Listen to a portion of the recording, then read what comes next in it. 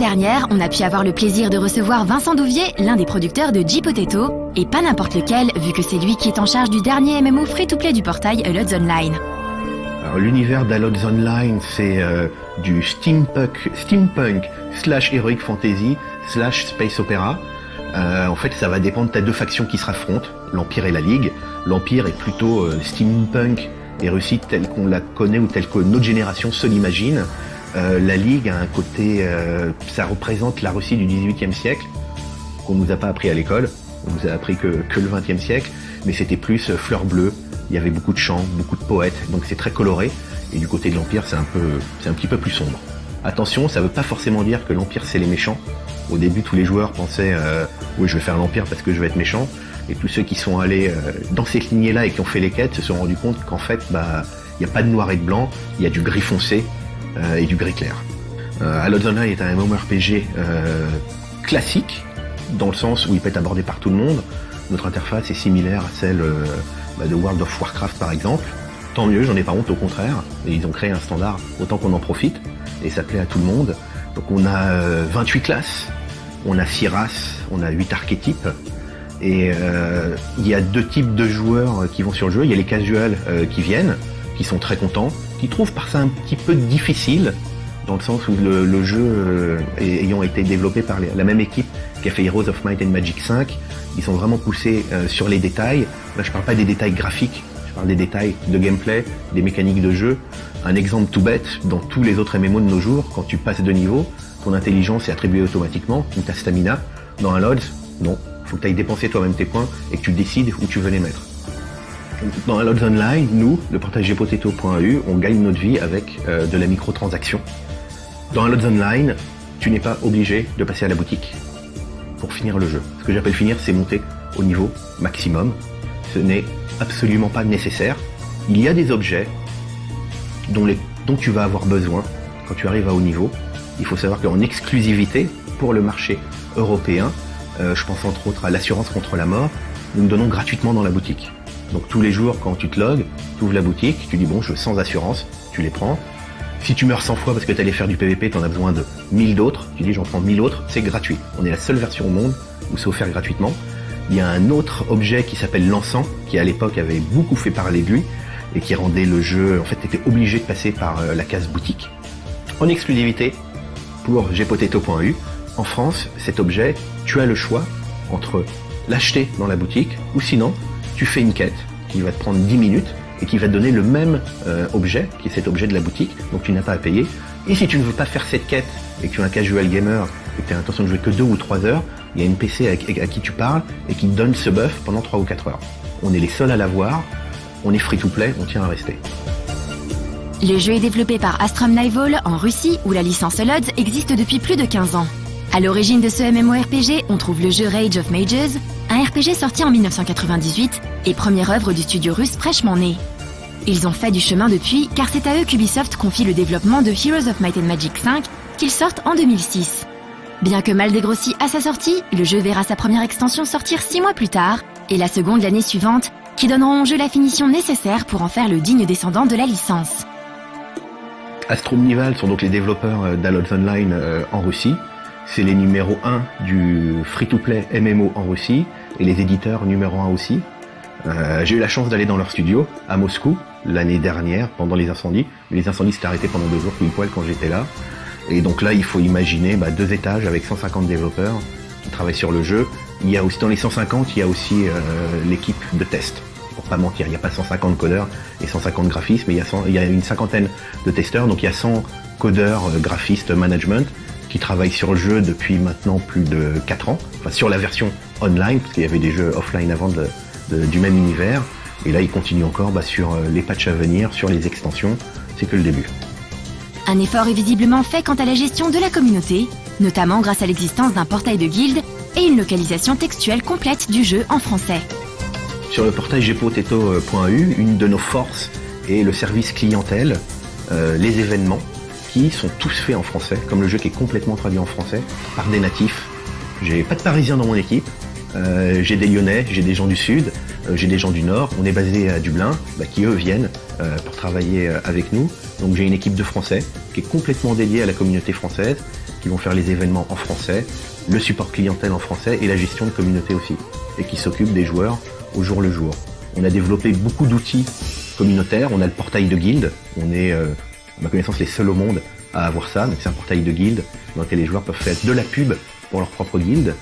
Ça vient du fait que, en tant qu'ancien joueur de MMO, quand on commence à jouer, on sait qu'il va nous falloir une guilde. Et comment est-ce qu'on fait pour l'avoir? Tu vas dans une zone, tu vas crier « Salut, je cherche une guilde », ou tu vois un mec qui passe devant toi, Roxor, et putain c'est une guilde géniale, donc tu vas googler Roxor, Allods sera le nom de la guilde.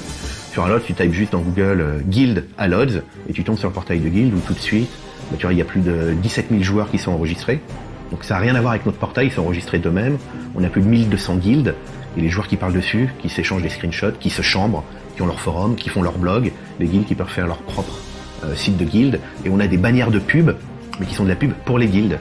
Donc la guilde va créer sa propre bannière qu'elle va soumettre au GM. On va vérifier qu'il n'y ait pas de choses trop salaces sur la bannière, même si on est de toute façon assez flexible là-dessus. Et après on la met dans la bannière rotative, donc là où d'habitude les joueurs auraient l'habitude d'avoir des pubs, c'est de la pub mais pour des guildes qui vont chercher des membres ou juste qui cherchent du prestige. Maintenant que les joueurs ne connaissant pas Allods Online en savent un peu plus sur le jeu, voici pour les participants de la bêta des réponses à certaines questions plus précises. On commence avec une question concernant un problème récurrent dans les MMORPG, l'équilibrage des classes. La sortie officielle d'Allods Online a lieu dans quelques jours maintenant. Il y a plus de surprises sur l'équilibrage des classes. Le plus gros a été fait ces dernières années. Il y a quelques jours, j'ai posté la patch note avec le nerf des classes à venir. Donc les joueurs sont un petit peu, les healers sont pas contents, parce qu'ils étaient surpuissants dans le jeu, ils le deviennent un petit peu moins. Donc là, ça va nous permettre, avec les sorties officielles, il n'y a plus de surprise pour le joueur. Le joueur qui vient dans le jeu, s'il est un gros Roxor de guerrier, dans 3 mois, il ne deviendra pas faible. Il restera comme ça. Il y aura des changements du peaufinage, mais ce sera plus, par tranche de 30% de la classe qui est nerfée, mais plutôt par 5% pour fignoler. J'ai une image qui est, on est plus au rabot, maintenant on est au papier de verre. L'un des points forts du contenu au niveau de Allods Online est la navigation astrale. Cet univers ouvrant une couche de contenu pour le moins rare dans les jeux du genre MMORPG tend à donner au jeu son caractère space opéra coopératif dont vous avez entendu parler plus tôt. Mais tout ceci ne serait que fanfaronnade sans un solide contenu haut niveau. On a des zones de raid, bien sûr, on a plus de 18 instances qui existent dans différents niveaux, normal, héroïque, héroïque plus, et on a l'espace astral. En fait, ce qui se passe dans Allods, c'est qu'à partir du niveau 35, les joueurs peuvent créer, fabriquer leur propre vaisseau spatial. On appelle ça un astral ship, un navire astral, mais je dis vaisseau spatial. Ils vont le construire, ça prend un peu de temps, et en faisant des quêtes avec des copains qui vont les aider à récupérer des matériaux, ça peut aller plus vite. Une fois que leur navire est fait, ils se retrouvent avec 2 types de gameplay. Un gameplay qui est traditionnel sur Terre, et un gameplay qui va être dans l'espace. Où là, ils vont aller se promener, ils vont aller explorer, ils vont affronter des monstres, ils vont affronter d'autres joueurs, ils vont aller faire des instances.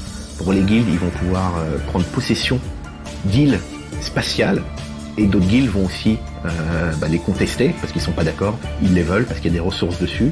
Donc on a du guilde contre guilde dans l'espace, du vaisseau contre vaisseau, et avec la sortie officielle, on rajoute une couche supplémentaire dans l'espace pour ajouter encore plus de contenu et plus d'instances qui sont ces îles, et les joueurs vont se battre pour y aller et pour s'équiper.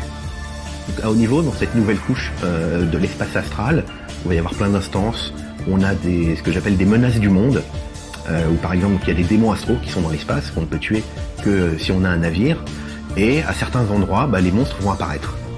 Et si les joueurs ne les tuent pas, un deuxième monstre apparaît, un troisième, un quatrième, et ils ne s'en iront pas tant que les joueurs ne les ont pas détruits, tués, ce qu'ils devront faire, parce que sinon ils n'arrivent pas à accéder à certains pans de l'astral. Il n'aurait pas été convenable pour la ligne éditoriale de la chaîne de ne pas aborder des questions plus crust, notamment à propos du système de téléportation astrale et de la limitation des confrontations astrales. À préciser que ces questions nous ont été fournies par des joueurs membres du forum de No Life et qu'elles ont eu leur petit effet. Comment t'es au courant de ça, toi? On a des spécialistes. Ah la vache, je m'y attendais pas là. Merci à eux. Donc il y a ce nouveau système de téléportation qui en fait, je sais qu'il y a pas mal de joueurs qui ont peur que ça dénature le transport dans l'astral. Ce qu'il faut savoir, c'est qu'il est limité par semaine, en fait, avec des charges qu'on peut avoir gratuitement bien sûr, et il ne permet d'aller que dans la couche 2. Et ce qui se passe, si tu sors de ton hangar, donc là où ton garage à navire spatial, et que tu actives cela, ça va te prendre une charge et te téléporter aléatoirement dans la deuxième couche de l'astral. Si tu vas dans la deuxième couche de l'astral par tes propres moyens, sans ces charges qui sont l'astrolabe, tu peux te téléporter sans t'en servir. C'est vraiment à haut niveau, ça permet de gagner du temps, mais ça ne dénature pas l'astral qui, dans les patchs à venir, dans les prochaines expansions, va être de plus en plus important. Donc les confrontations astrales pour le moment sont limitées. Donc les confrontations astrales, c'est ce qui permet à des guildes d'avoir des alodes complets, donc des îles dans l'espace, et qu'elles leur appartiennent. Donc le contenu nous est imposé par les développeurs, on n'a pas trop de choix dessus. Par contre, je leur ai fait des retours, comme pour les confrontations astrales et aussi les grosses instances qui ont lieu une fois par jour, comme le chaudron de la mort, où les joueurs s'affrontent. Les développeurs sont en train de développer un outil avec lequel je pourrais modifier ces horaires-là, voire le faire plusieurs fois par jour.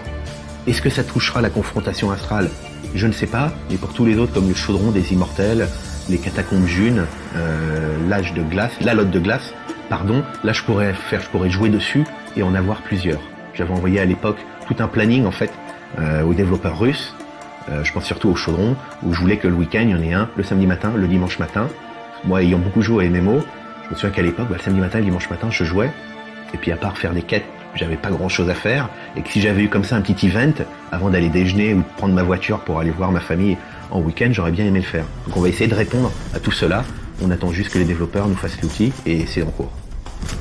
Il semble qu'après la forte désertion due à la mise à jour de l'été dernier, l'équipe derrière Allods Online ait su se remettre en question, et que désormais on puisse être en droit de s'attendre à un jeu fini.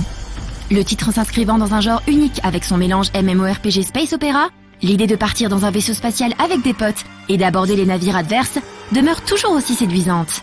Et si les divers problèmes rencontrés pendant le développement du jeu, comme les bugs, la traduction bancale ou le lag, sont résolus, il n'y a plus d'excuses pour ne pas s'essayer à Allods Online. Et puis, nous savons très bien que beaucoup d'entre vous frétillent à l'idée d'incarner un paladin soviétique.